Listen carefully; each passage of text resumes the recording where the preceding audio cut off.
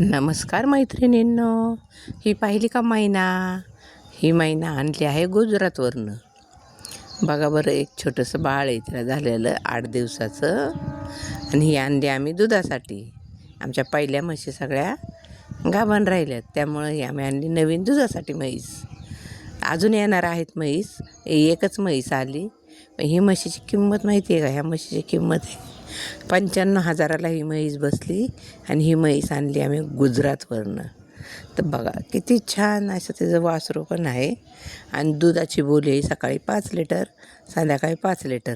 तर आता जसं खाजगी भेटेल तसं ते दुधाला वाढणार.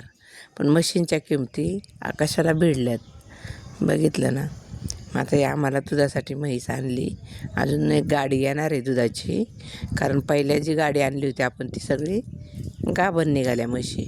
मग त्या आता 5-5 महिन्याच्या गाभण असल्यामुळं त्या विकायला काढल्या. आणि आता ही दुसरी आणली दुधाची म्हैस. खूपच छान आहे. आता संध्याकाळी दूध किती देते पाहूया.